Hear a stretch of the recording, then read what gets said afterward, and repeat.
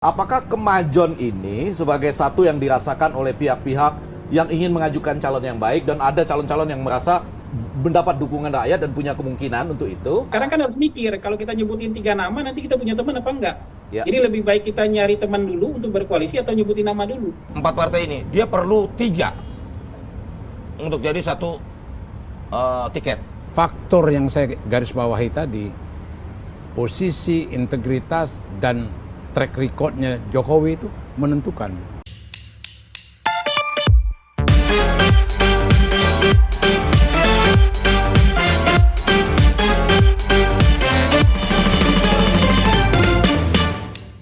Bang Pendi, Bang Muni, Bang Pandas, kita kembali lagi ke laptop. Jika memang tadi gestur dan persepsi publik mengatakan roman-romannya bahwa endorsement Pak Jokowi ini akan lari ke Pak Ganjar.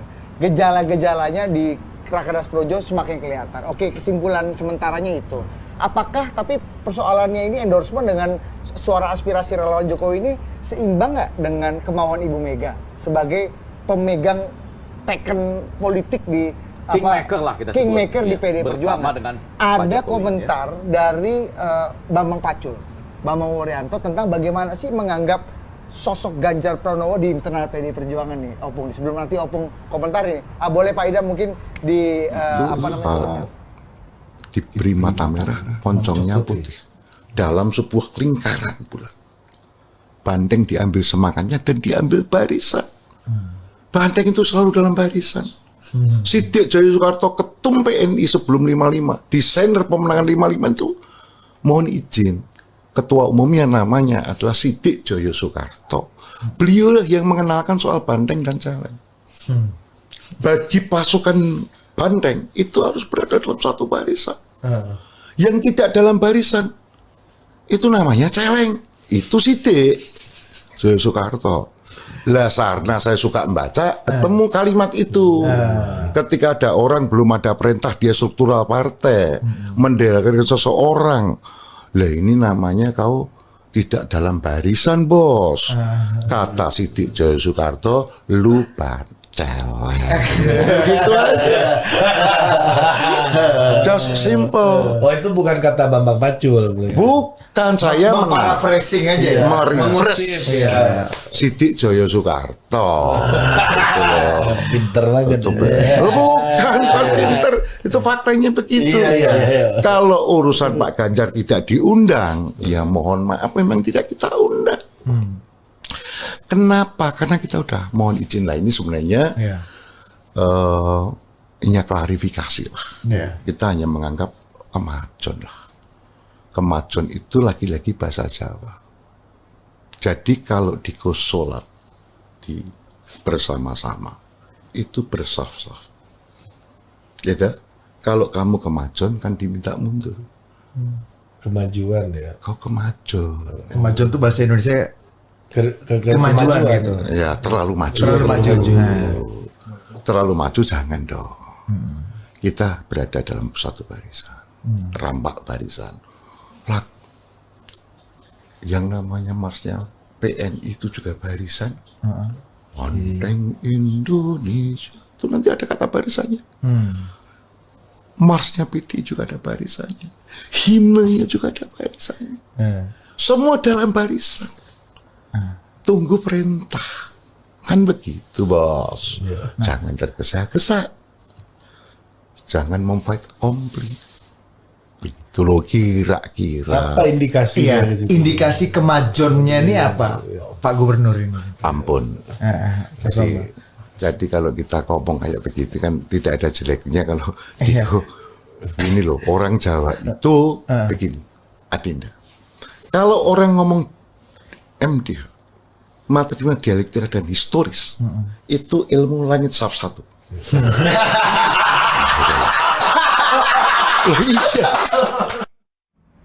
Oke.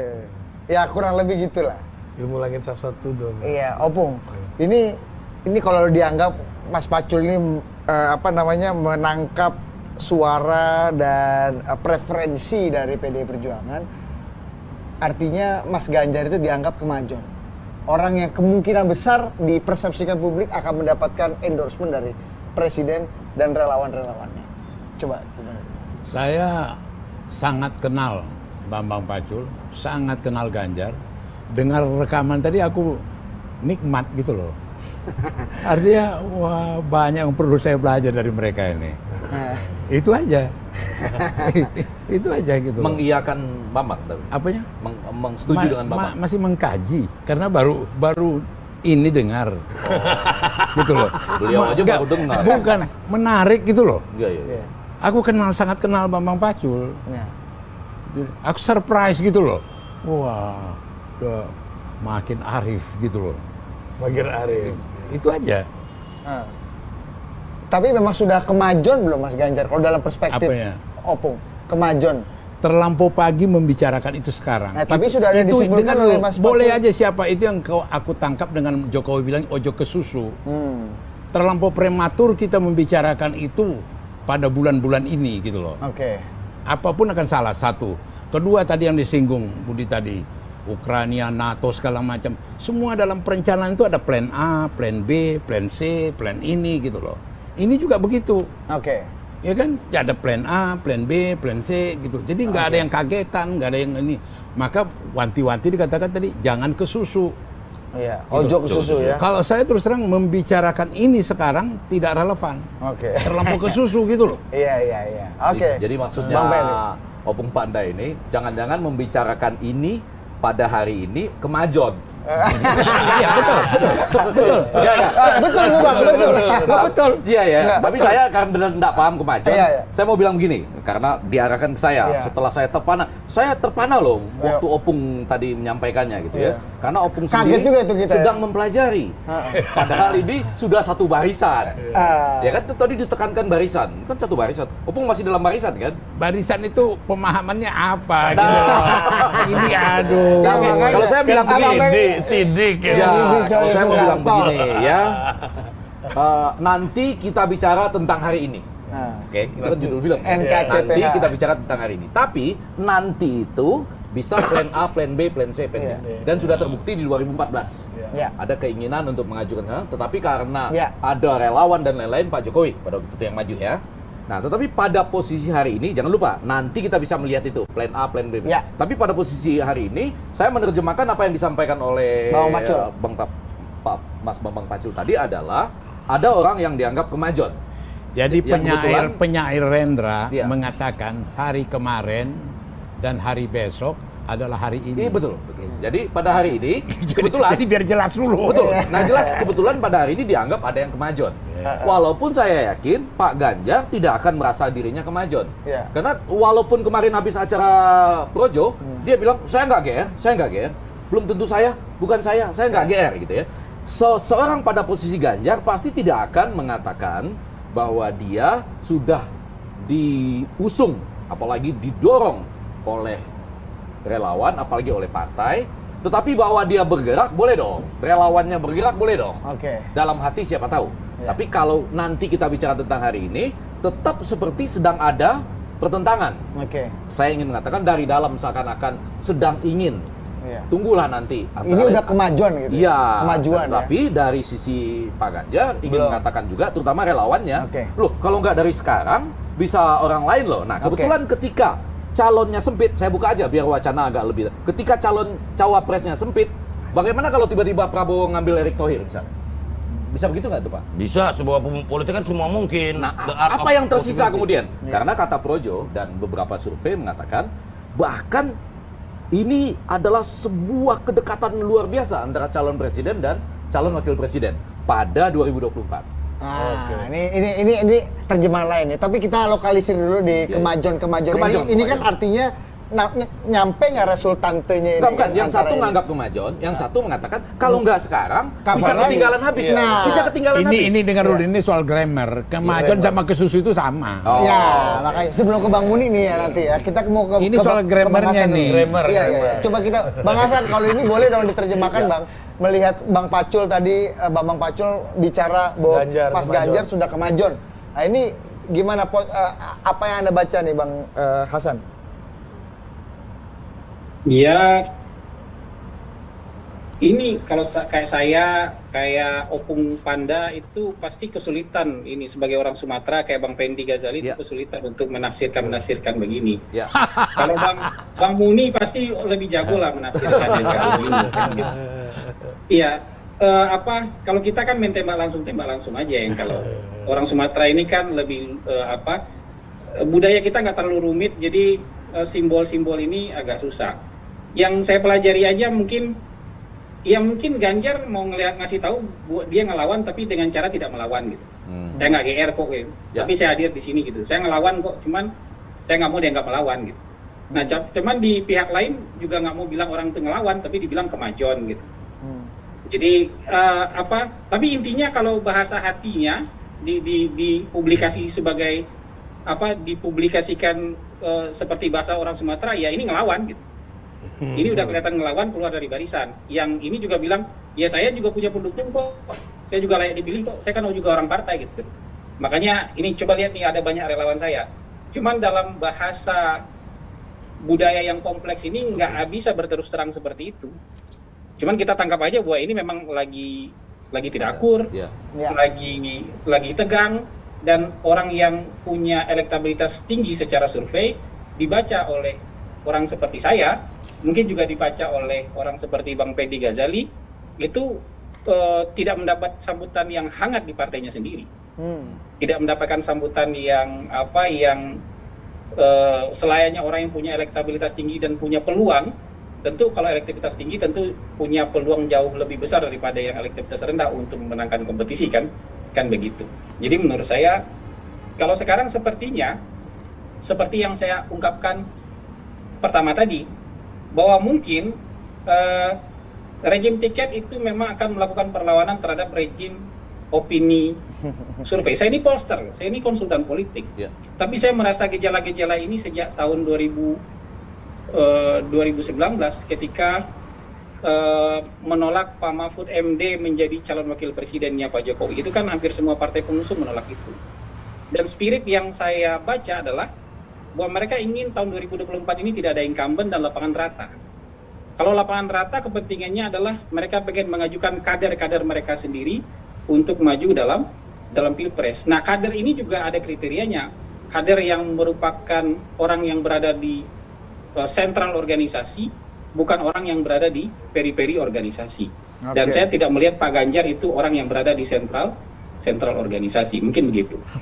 Bang Hasan, ini akan membuat Pak Ganjar makin sulit nggak dalam mendapatkan dukungan dari PD Perjuangan?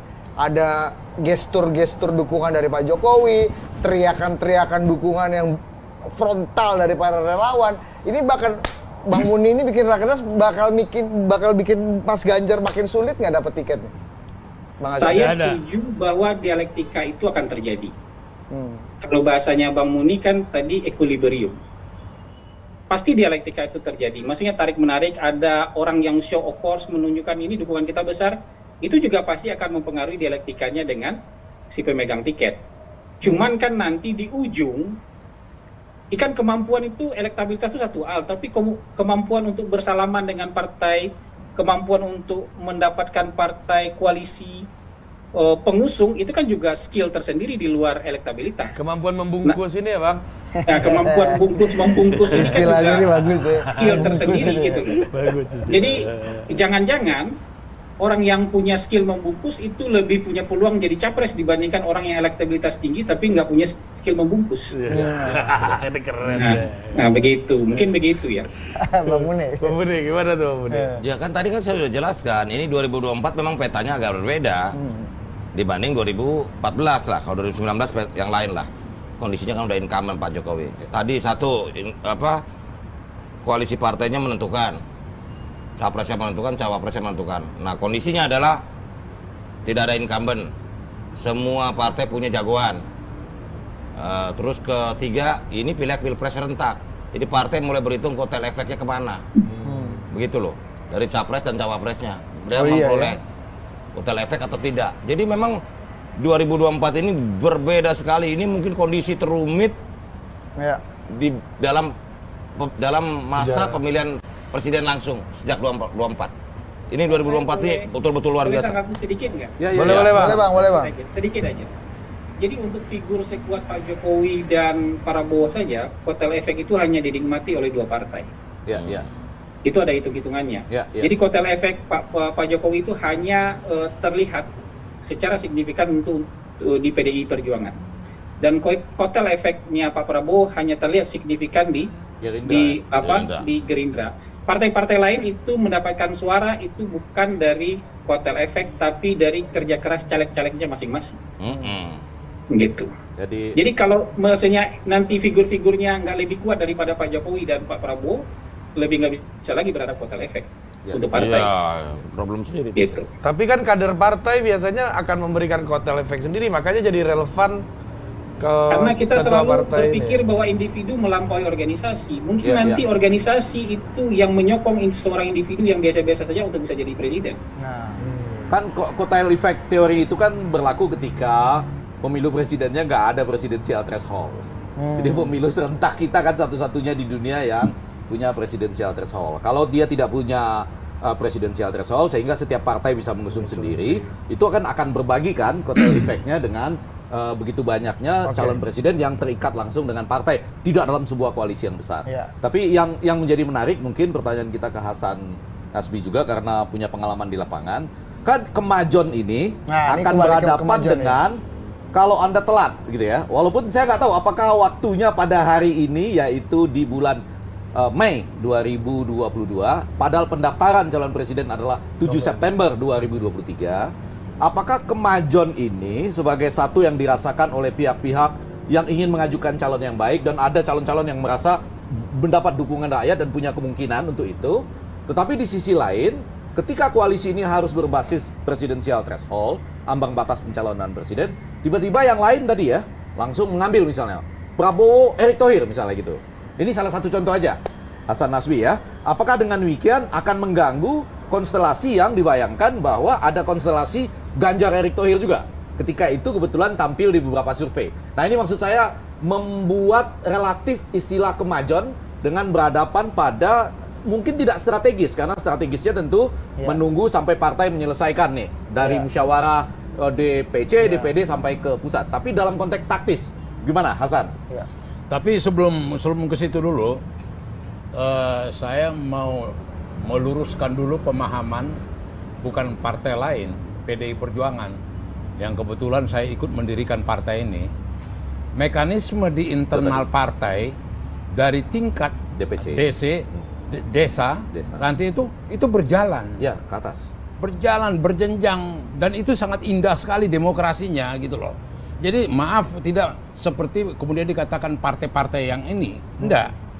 Termasuk juga nanti dalam menentukan siapa calon presiden, itu ada mekanisme mendengar aspirasinya. Dan dalam hal ini, disinilah kearifan, kebijakan daripada Ibu Megawati dalam memutuskan, gitu loh. Ini beberapa pengalaman-pengalaman. survei jadi pertimbangan juga Opung ya. Survei jadi referensi lah itu, ya kan. Tetapi kekuatan itu di internal partai, mekanisme itu berjalan. Oke. Gitu. Sama dengan minggu depan nanti kan ada pertemuan Rakernas. Ya. Kita belum membicarakan soal calon presiden. Masih banyak prioritas yang ditanggung akibat pandemi, ekonomi yang lagi apa, masalah minyak goreng, macam-macam yang menjadi prioritas menurut partai. Gitu loh. Ini terus terang masih jauh. Ya. Maka itu pas dikatakan ojo kemajon, ojo ke susu. Cocok dengan strateginya Ojo kemajon PD Perjuangan gitu loh. Lo tenan loh. Itu aja yang mau saya gambarkan. Nah, saya sudah menyebut tadi ada mekanisme strategis ya, dan itu ada plan A, plan B, plan C, plan D. Tapi mungkin nggak kemajon ini berhadapan dengan semacam konteks khas dari pemilu 2024 atau dianggap kemajon karena baru Mei 2024. Hasan nih sekarang. Iya. Kalau PDIP itu siul-siul aja sampai injury time nggak apa-apa, karena memang nggak butuh teman. Ya. Jadi kita kan nggak bisa menyederhanakan persoalan partai yang kalau di parlemen ada 9 partai sekarang itu hanya melihat PDIP. Ada 8 partai lain yang juga harus dianalisis. Nah, partai di luar PDIP itu kan butuh teman.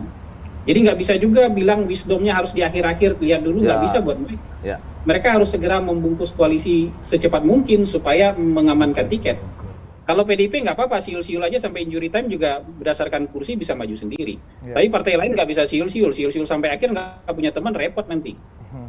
Ya kan, tiba-tiba kesendirian jadi partai ketinggalan kereta gitu kan, atau partai yang terpaksa berkoalisi dengan orang lain. Nah, impact-nya kalau partai-partai begitu juga begitu dengan pasangan, kan gitu. Jadi kan calon-calon ini juga pasti ada preferensi partai, Bang Effendi.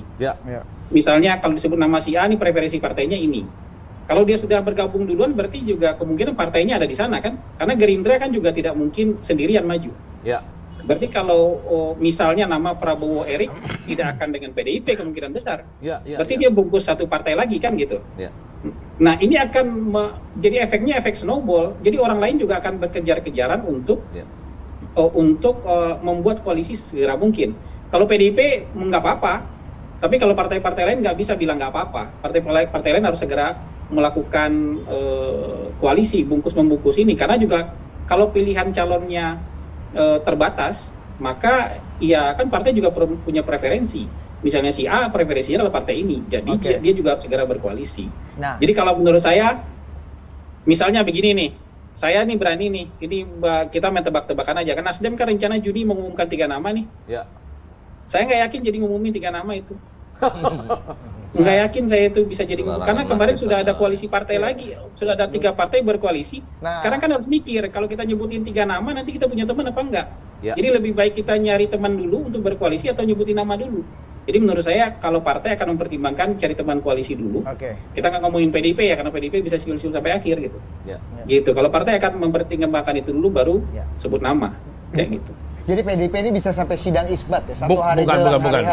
Enggak, saya tadi singgung PDI Perjuangan dalam memahami bahwa ada karakteristik di partai kami, bahwa ada aspirasi daripada rakyat. Saya yakin dan percaya pertemuan di Magelang itu lebih dari setengah itu PDI Perjuangan. Gitu loh. Merah juga ya. Enggak, artinya maksud aku itu itu realitanya gitu loh. Bahwa kemudian mereka manuver dengan relawan, manuver dengan ini, tapi mereka juga orang partai. Aja tuh Bang ya. Mantap partai. Nah inilah yang kemudian akan didengar oleh Ibu Megawati. Nah, dia akan lihat gitu loh. Opung, kita potong dulu. Salah satu yang kemudian ini tadi Bang Hasan sudah masuk nih. Salah satu menjadi game changer dalam politik nasional selain Rakernas yang bikin game ini berubah. Ada game satu lagi yang bikin berubah adalah koalisi 3 partai antara Partai Golkar, Partai Amanat P3 dan Partai Amanat Nasional. Ini bahasanya udah naik 1 oktav dari pembicaraan dan omong-omong politik menjadi koalisi politik. Artinya agak serius barang ini. Saya mau ke Bang Hasan dulu sebelum nanti saya minta komentar Bang Muni dan macam-macam. Bang Hasan, ini masalah koalisi 3 partai. Seberapa Anda pernah mengatakan bahwa ini menjadi game changer nih? Kalau meskipun partai-partainya atau calon-calonnya ada di tier 3 nih ya, dari segi survei elektabilitas gitu. Bang Hasan, silakan Bang Hasan. LCGC, koalisi LCGC ini Bang. Ya itu yang saya sebut, nggak ada ikatan elektabilitas tokoh di sana ketika menyatukan itu kan. Yang ada itu kan kewenangan mereka soal tiket. Jadi orang-orang yang punya tiket ini tanpa bicara elektabilitas bisa duduk bersama kemudian menyepakati untuk berkoalisi. Setelah mereka berkoalisi baru nanti mereka akan sebut nama. Nah, kalau sudah benar berkoalisi bertiga, kan pilihannya nggak banyak lagi. Tinggal ada 6 partai sisa. Kalau PDIP mau sendiri, berarti tinggal 5 partai sisa. 5 partai sisa ini pasti akan bikin ada 1 partai ketinggalan kereta ini. Ada 1 partai ketinggalan, karena nggak gampang membangun koalisi itu. Ada yang sudah bertiga, yang 1 bisa ketinggalan kereta. Bang, tapi banyak juga yang nggak percaya kalau ini koalisinya cukup serius nih. Biasanya nih koalisi-koalisi yang sangat rawan masuk anginnya gitu. Nah, ini Bang Hasan ngeliatnya gimana Bang? Orang nikah bisa cerai, tapi bahwa mereka serius untuk menikah itu kan kelihatan kan gitu.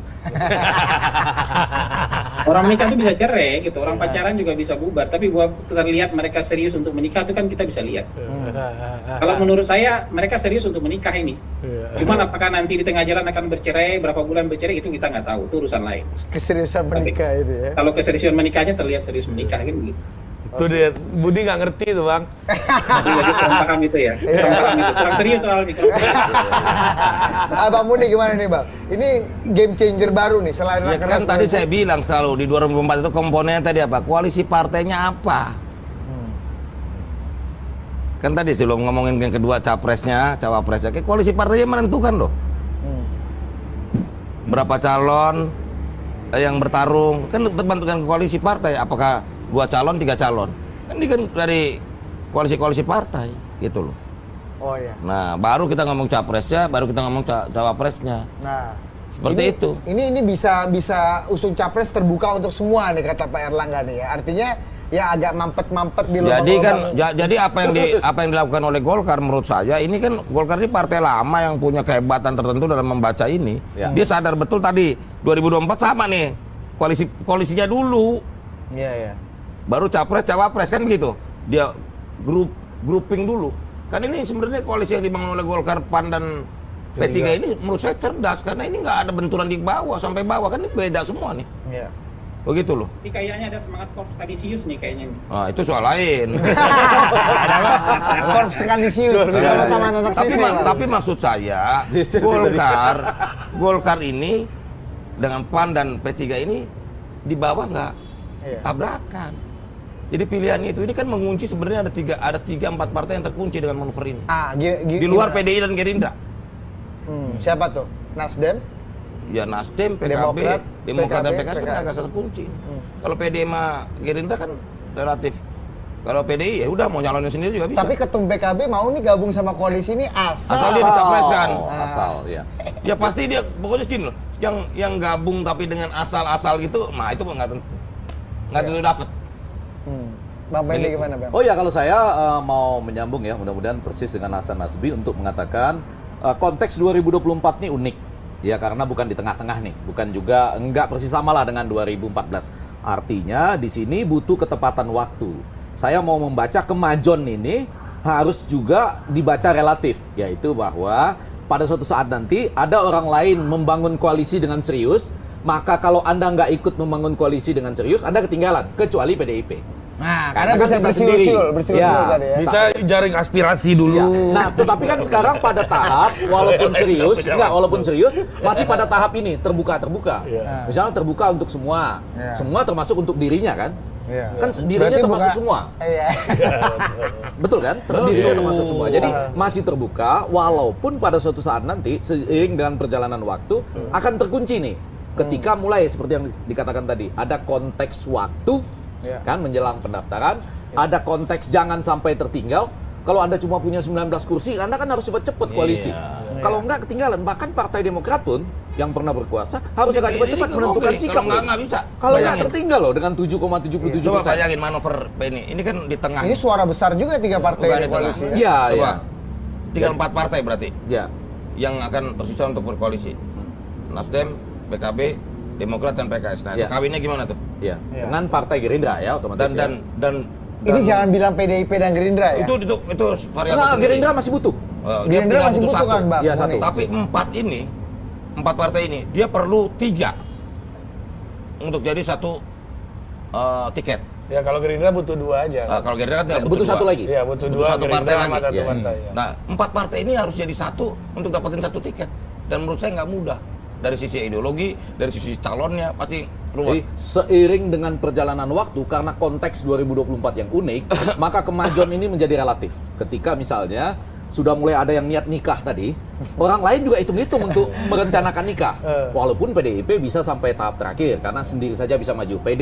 Partai Gerindra pun nggak bisa. Karena Nggak masih bisa, butuh dia satu perlu lagi. satu partai dan menurut saya relatif lebih mudah lah kalau Iya, butuh satu. iya. Walaupun bisa seorang diri juga loh. Ataupun kalau- Gerindra dan PDIP bisa jadi satu. Nah, Bisa pelan-pelan. jadi satu. Itu Iya, kan Bang niat Moni yang ya. semula Karena yang platformnya sama. kan? Sama. Enggak, intinya kan ada batu tulis lah sebelumnya. Dan ada yang kedua? MRT, ya kan? Tapi janganlah ke sana. Yang perlu dilihat adalah 2020. Senyum aja opung kita ini. Dia punya rahasia tadi dia ceritakan ke saya. Mungkin di minggu-minggu depan. Bukan dia rahasia, ceritakan. itu kejadiannya. Iya, dan Itu bukan kejadiannya, itu faktanya. Bukan tadi di minggu-minggu diceritakan. depan akan dia ceritakan. Bukan yang diceritakan Budi tadi. Aku terpukau lihat statementnya Caimin. Iya, benar. Dia Terima mau kasih dulu, Caimin, dia mau barangnya, bergabung kalau dia jadi calon presiden. Presiden. Nah, gimana mantap Ya, kemarin? maka itu yang dikatakan itu makin lebih ruwet lagi. Iya, betul. Jadi sekarang ini ada yang berniat menikah dengan serius, ada juga yang berniat ikutan dalam pernikahan ini tapi jadi pengantin. Iya. Iya. Yang lain bilang enggak. Pengantinnya bisa dicari. Nah, hati-hati. Iya. Ketika terbuka untuk semua ini bisa diartikan mencari yang paling mungkin menang itu membahayakan Coba bagi PDI Caimin, Perjuangan. Caimin, coba kasih dulu barang ini, Dam. Betul gitu kan? Dam. Pak Idam, Pak Idam, coba kita kasih lihat dulu.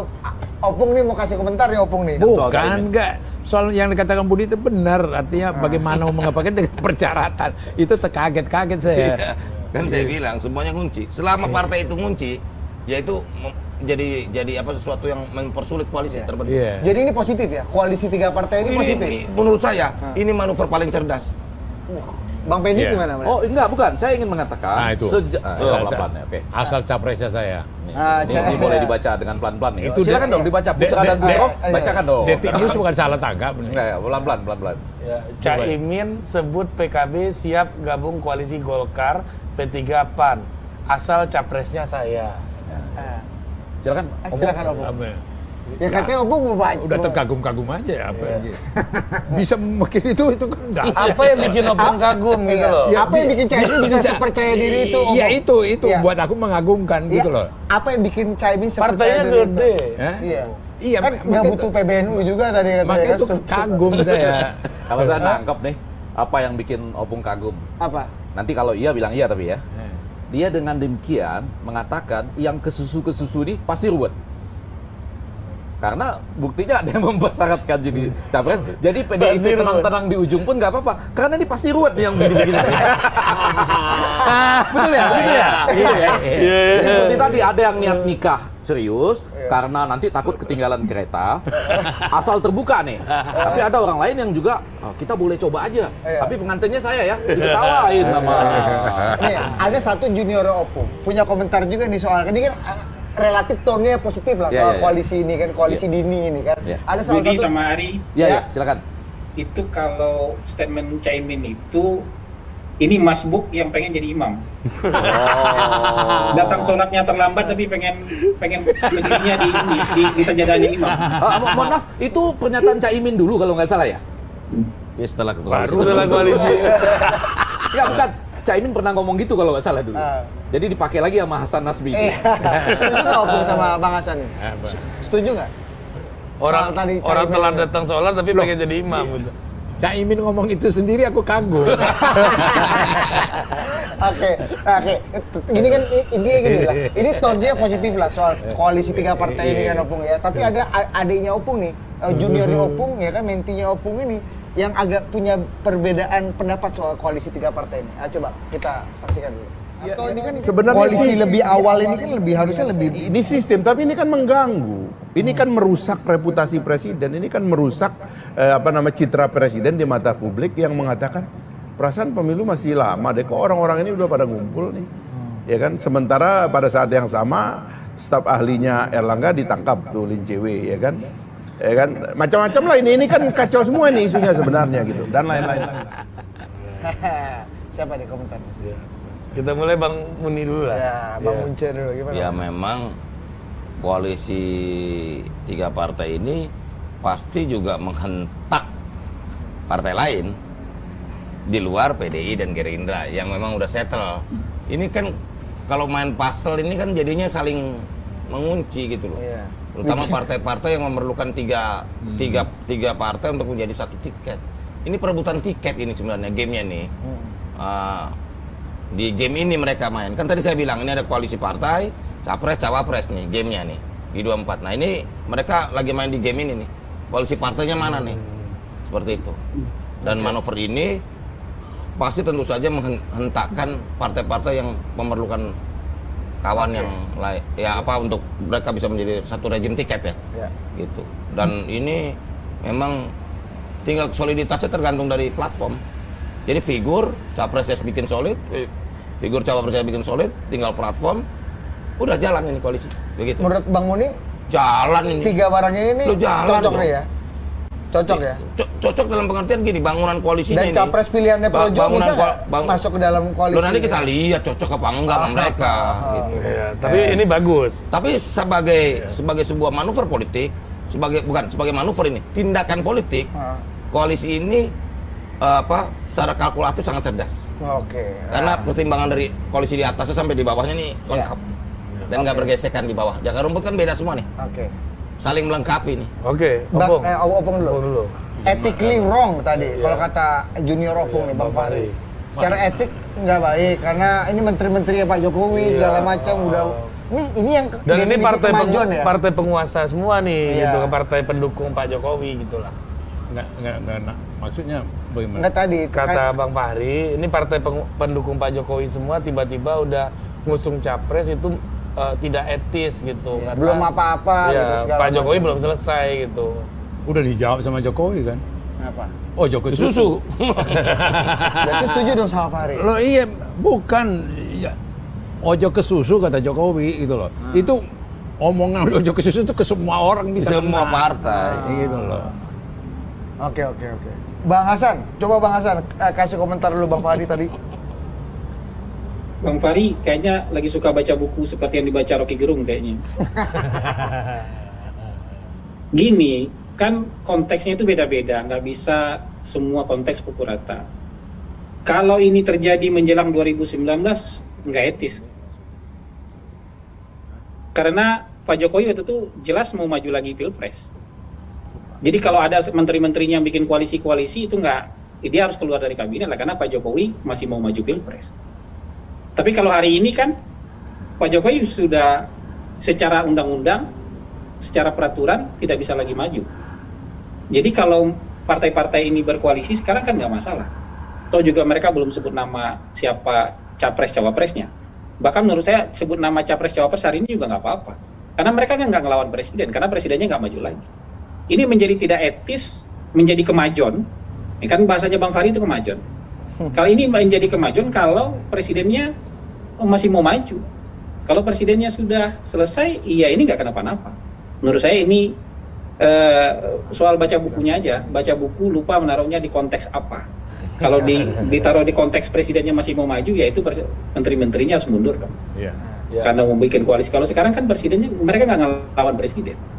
Kayak gitu kalau menurut saya sih begitu. Oke Bang Hasan, itu Bang Fendi. Jadi Kalau- konteksnya aja yang salah. Iya enggak, justru kalau konteks karena ini adu perspektif, jadi jangan perspektif saya saja, saya dan Hasan Nasbi aja, saya mau membaca perspektif orang lain untuk mengatakan dua hal. Bapak Presiden seingat saya pernah mengatakan loh, silakan yang mau maju itu untuk menarik hati rakyat.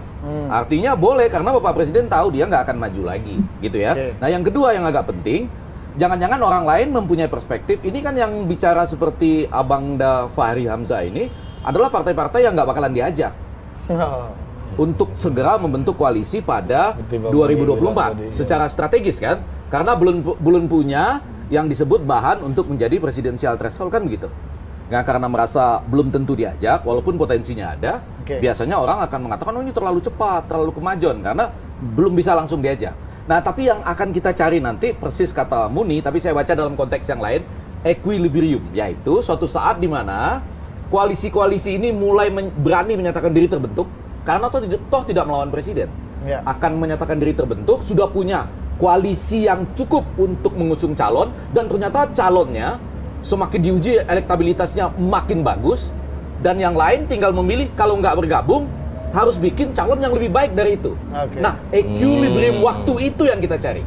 Sekarang siapa yang curi waktu dengan curi star dengan bentuk koalisi dulu, atau curi star dengan membentuk calon dulu? Saya tadi mengasumsikan aja. Membentuk calon dulu. Iya dong, misalnya ya seperti yang tadi saya katakan, kalau ada yang membentuk koalisi, lalu dengan cepat misalnya mengambil, salah satu contoh aja, Prabowo Erick Thohir misalnya. Walaupun di luar tentu ada peluang Prabowo Puan misalnya kan, atau Ganjar Erick Thohir, atau siapapun lah yang disebut kemudian, Anies dengan Pasangan dulu apa koalisi dulu? Iya, nah itu equilibrium. Iya. Tapi tentu orang akan mengatakan kalau Anda mengusung calon dulu, mana tiketnya? Tapi ada equilibrium di mana nanti koalisi itu Rumit juga ya. menyebutkan Kan saya udah bingung. menyebutkan koalisi yang bisa dapat tiket, tapi dengan calon yang membuat orang lain akan mengatakan, wah, kita tinggal punya sikap nih, memilih bergabung sehingga tinggal jadi dua calon, dua pasangan, atau bikin yang lebih kuat ketika diadu elektabilitasnya. Ada juga soal kemajon yang langsung memperkokoh konteks di 2024. Nah itu yang saya bilang equilibrium ini nih yang sedang kita cari ketika dihadapkan dengan etika. Kan nih presiden masih ini, ojo Iya. ke susu tadi, Iya. saya baca lebih pada relawan Jokowi. Oke. Karena presiden sebagai setengah kingmaker belum menentukan akan kemana. Toh dia datang ke Anies di Formula E, Iya. tanpa ada rencana acara apa-apa, tiba-tiba datang ke Anies. Bagaimana persiapan Formula E? Saya mau lihat gitu loh kan. Orang bilang, dia anu juga ya, bisa juga nih dia mendukung Anies. Kemudian datang ke Lebaran menerima Pak Prabowo. Prabowo juga, betul ya, orang bisa bilang ya, Prabowo juga. Tapi ada equilibrium nanti di mana 3 atau 4 partai memilih calon yang paling kuat, diuji pun elektabilitasnya akan membuat partai lain harus berpikir ulang. Kami harus gabung atau bikin koalisi baru dengan calon yang lebih unggul elektabilitasnya. Nah, dalam hal itu Hasan Nasbi teruji betul itu. Oke, karena tadi udah Bang dibilang. Fendi, Ya, menurut saya Prabowo Erik lebih masuk akal daripada Ganjar Erik. tuh, lihat, ya kan? Itu konsultan lo yang bicara. Iya. Jadi saya mau Ini mengatakan gimana, gini, arsitek ya, gitu. pada malam ini saya mau mengatakan sekiranya ada parpol berkoalisi dan mengatakan kami terbuka untuk semua, lalu memutuskan Prabowo Erik, maka yang lain itu harus segera berkoalisi, memperhitungkan tiket sambil membuat yang bisa mengalahkan itu dengan ukuran-ukuran terukur ya. Karena kan survei ini juga bisa diorkestrasi waktu, bukan metodologinya, tapi kapan ditayangkan, ketika kalah tidak diumumkan, ketika menang dipakai sebelum sampai waktunya. Nah, yang agak penting, kalau ini, sorry nih Hasan Nasbi ini agak menarik nih. Kalau tadi mengartikan, saya orang Sumatera, saya nggak bisa baca yang ini nih, Iya, ini. ya kan? Bang Tapi yang baca Mas Hinton. Hinton orang Sumatera juga. Dia konsultasi ke dunia gitu. Melalui WA saya dilihatkan tidak ada konsultasi lagi. Nah, maksud saya yang begini-begini, sorry nih Hasan Nasbi, yang begini-begini, apalagi tadi ada wajah orang yang mungkin berbicara tentang itu, yang begini-begini mungkin nggak berarti Ganjar Jokowi. Di luar bayangan kita semua, mohon maaf, ini karena adu perspektif saja. Kalau saya lebih memilih Tapi itu tadi. liar ini, Kalau liar saya lebih ini. memilih nama-nama yang tadi, Prabowo Erik, Anies, Ridwan Kamil, Ganjar Anies, Ganjar Erik, tapi mungkin nggak Ganjar Ganjar Jokowi. Karena yang begini-begini tadi dari bacaan teman-teman relawan Jokowi yang tadi mengatakan 4 hal tadi. Maksudmu Ganjar, sedikit aja. bukan Ganjar Jokowi. Jokowi Wapres. Iya, ini kalau tadi enggak, saya cuma mengambil dia, bukan dari saya gini. Sedikit aja. Nggak, you ambil juga salah. Enggak apa-apa salah, tapi maksud saya gini. Ini katanya enggak salah saya kata. Bukan tadi, Enggak, ini kata ketum. bukan Jokowi jadi Wapres. Iya, kata ketum supaya tidak bertentangan dengan Undang-Undang Dasar. Ketum relawan Jokowi menyatakan ada 4 hal yang baru dalam haluan itu, yaitu waktu baru, cara baru, orang baru, dan 3 periode. Betul nggak itu?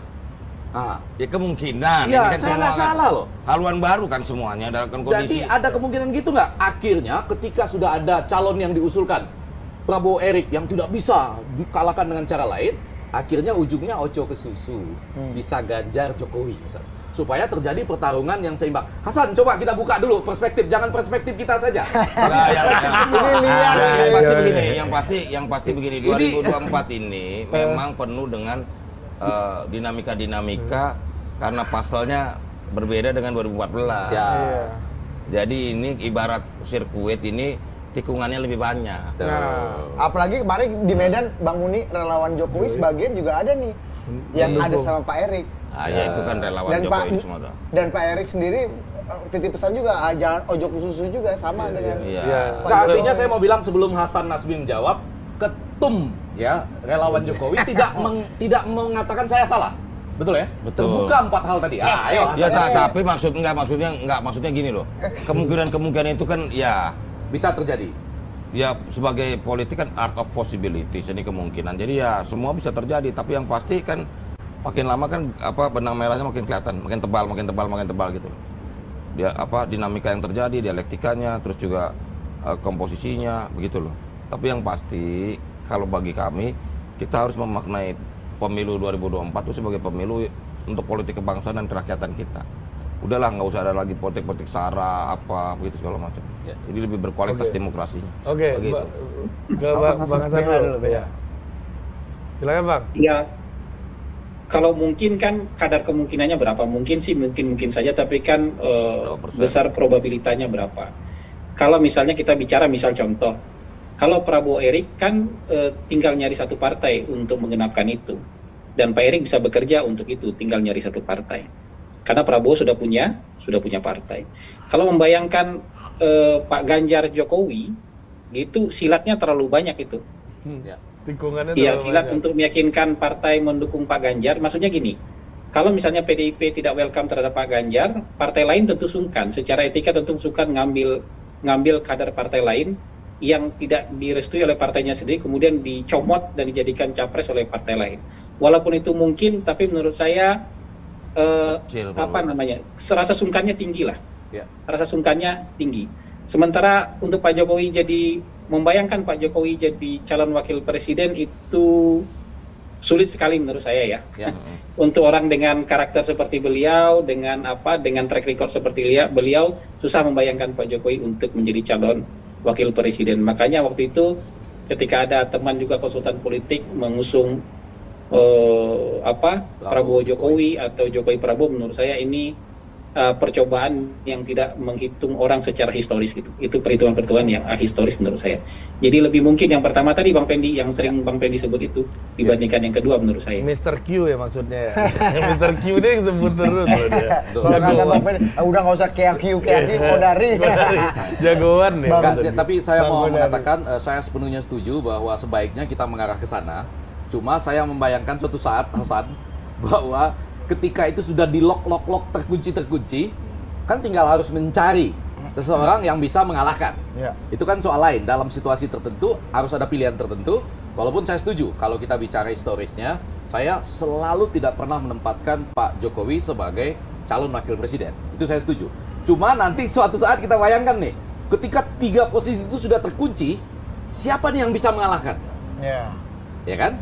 Nah, itu peluang seperti itu ada dalam acara yang disebutkan tadi, dalam acara relawan Jokowi. Tidak disanggah, tapi juga tidak didorong. Karena prinsip-prinsipnya tadi, orang baru, waktu baru, cara baru, walaupun masih ada teriakan 3 periode.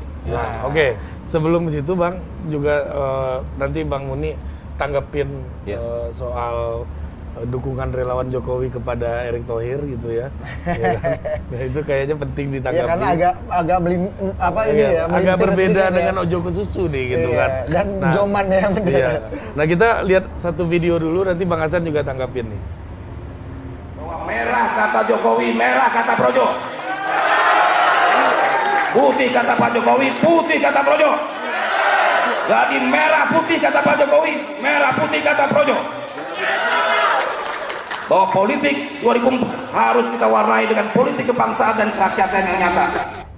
Nah, itu suara siapa tuh? Iya, itu Bahkan sengaja saya kenal nih suara siapa ya? Iya, sengaja nggak ada gambarnya supaya Iya, Kenal suara ini? siapa tuh, Bang? familiar. Oh, familiar. Ayo coba kasih dulu. Kasih dulu, Bang. Eh, Quotes ini main course-nya acara kemarin nih. Saya pikir kalau untuk intro itu acara bagus. Itu namanya gimnastik politik gitu loh. Seperti yang Bang Muni ngomong. Political gymnastik. Iya, itu udah bagus Merah itu. kata Jokowi, merah kata Projo. Bukan, jadi nggak usah ditafsirkan macam-macam. Enggak macam-macam. Dinikmati gitu loh. Nanti akan November lagi dengan style apa lagi gitu loh. Itu aja. Itu indahnya politik itu gitu loh. Jadi maknanya itu bagus berarti. Apa ya? Yang tadi disampaikan. Bukan makna lagi, hakikatnya. bukan makna. Iya. Bang Muni, gimana Bang Muni? Ya ini kan Rakernas 5 Projo ini kan sebagai awalan tadi political gymnastik, awalan untuk melakukan konsolidasi ke rakyat, begitu.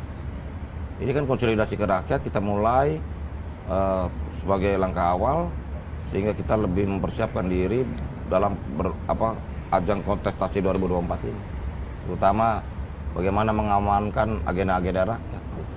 Oke, ini yang terakhir ada satu artikel nih ya, Bang Muni mungkin bisa menanggapi juga yang terjadi di Medan ya.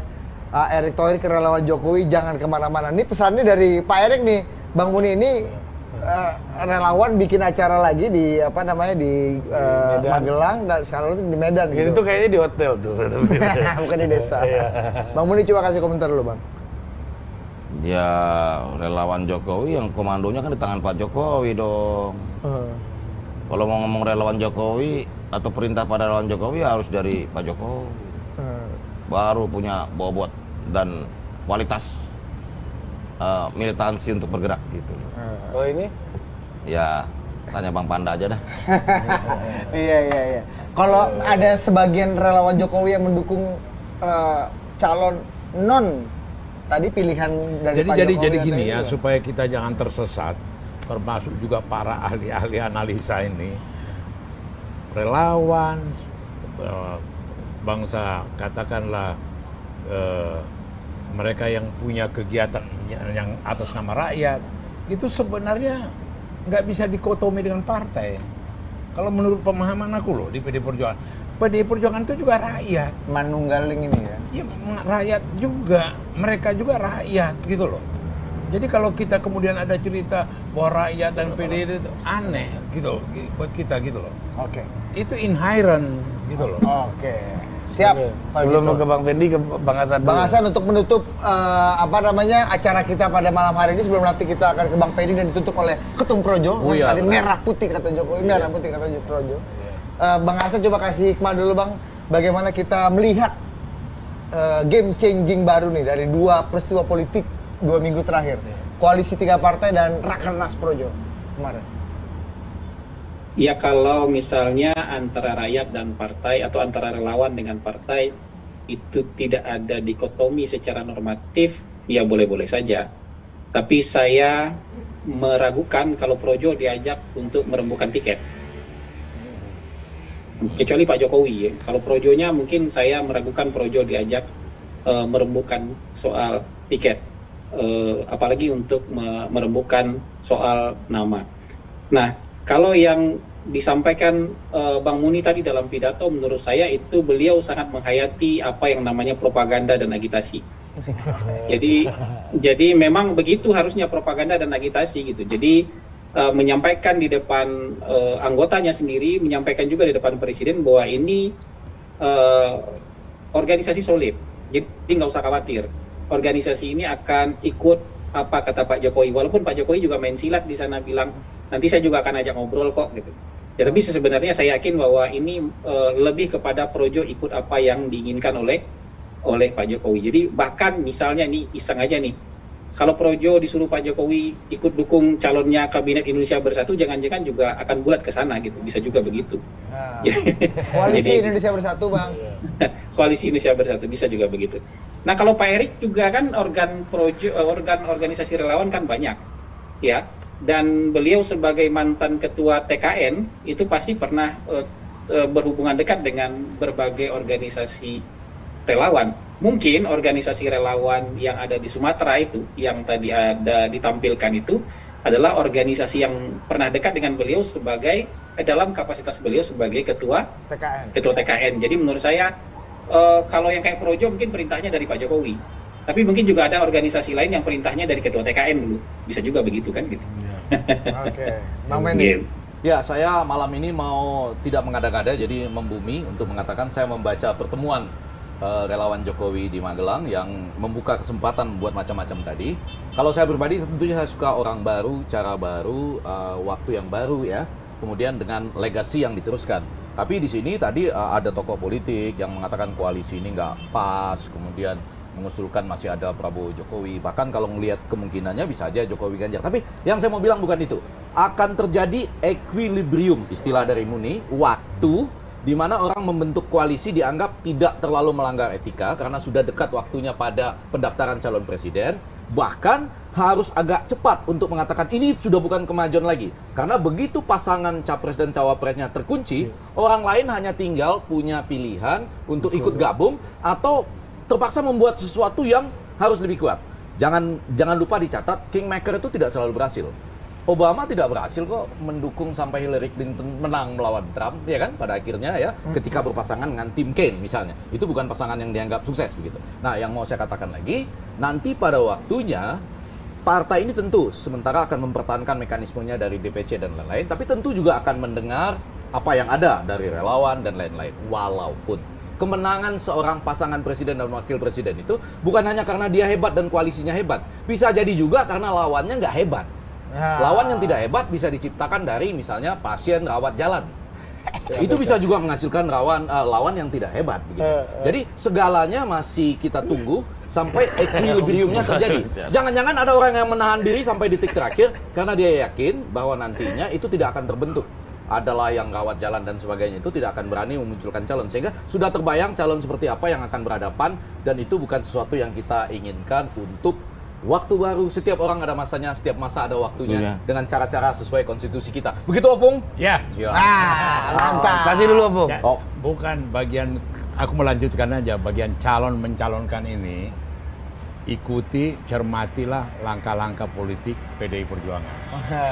Biar lebih cerah gitu loh. Iya, Biar lebih cerah. Ya. Itu aja deh pesan dari saya. Ya, Itu oke. aja ya. Bang Muni sebagai penutup. Bang Muni, Jadi 2024 ini memang fase baru dalam pemilihan langsung yang dengan dinamika yang lebih baru, lebih ruwet, lebih kompleks dibanding periode sebelumnya.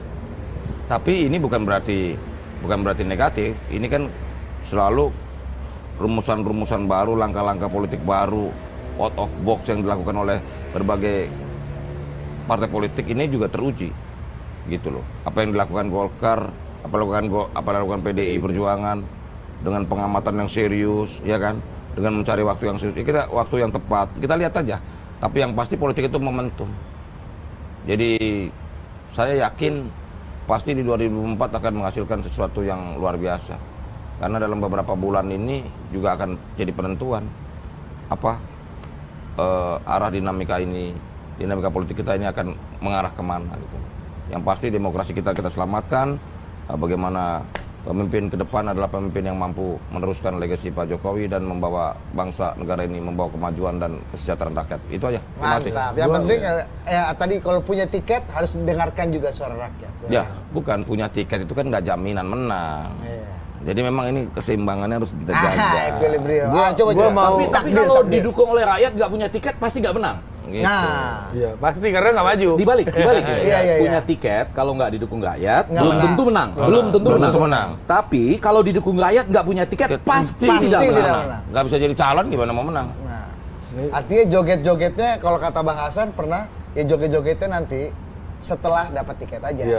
Sekarang Jadi kemampuan membungkus tuh membungkus meter. partai gitu. menjadi meter dalam Iya. masa-masa sekarang. Ari gimana? jadi- nih? Nah, gue sebagai penutup gitu ya. Jadi ini spill ide tulisan gue buat minggu depan. Gitu kan. Jadi minggu ini udah keluar takdir politik 2024 Bang Fendi. Nanti saya kirim gitu kan linknya di detik.com baca gitu. Nah, buat minggu depan nih Dit. Iya. Ini seperti yang Bang Muni bilang, Bang Fendi bilang, Bang Panda bilang juga ini ada ya termasuk Bang Hasan kompleksitas dalam pemilihan di 2024. Iklimnya udah berbeda dan semua calon sama nih, top 3-nya rata-rata kalau kita nggak bilang rata-rata air ya imbang-imbang lah gitu. Lapangan rata lah. Lapangan rata. Nah di dalam situasi ini endorsement Jokowi itu jadi Matters. Nah itu idenya untuk minggu depan. Nah, penting ya. Karena Pak Jokowi tidak mau jadi seperti Pak SBY Iya. yang hanya menjadi penonton di pinggir lapangan ketika game itu akan bermulai di Iya. 2014. Ini Jadi adalah Pak game Jokowi- changer. Pak Jokowi sebagai presiden dan kepala negara pasti akan netral karena menjaga etika. Tapi Projo sebagai organisasi militan pendukung Jokowi tidak akan netral. Disitulah tanda-tanda itu akan berlabuh.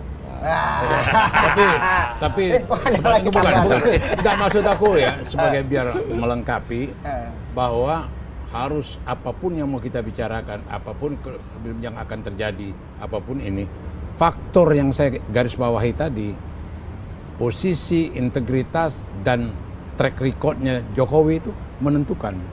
Itu yang saya bilang tidak ada tokoh seperti dia 4 kali menang. Enggak, ini terus terang ketokohan ini Ya. dengan otomatis mempunyai pengaruh. Ya. Saya nggak bisa nambahin apa-apa karena udah sampai di ujung acara ya. MRT. Rocky Gerung ada benarnya juga, tapi nanti kita sambung di adu perspektif selanjutnya. Bang, tapi soal MRT ini belum. Belum. Oh nanti dia janji sama Lo saya. dengar dulu. Opung nanti akan ceritakan. Dengar dulu. Aku tidak Bang Muni menyalahkan. belum dengar, Bang. Bukan. Kasih spill dikit, Dengar kasih dulu, spill dengar dulu. dikit, Aku Bang Muni. tidak menyalahkan Rocky Gerung. Rocky Gerung itu punya sikap yang sangat kritis. Ya. Gitu. Walaupun dia kritisi, saya tidak bergeming. Tidak Itu gentar aja. juga. Bergeming Itu aja. maksudnya bergeming, tidak bergerak maksudnya. Dia bergeming. Itu. Ya. Oke, kalau Oke. gitu demikian ada perspektif malam hari ini. Saya Budi Adiputro. Dan saya Ari Putra, terima kasih untuk semua narasumber, Bang Hasan, Bang Muni, Bang Effendi Ghazali, dan Opung Panda Nababan. Nah, Sampai jumpa lagi. Adios amigos. Ya.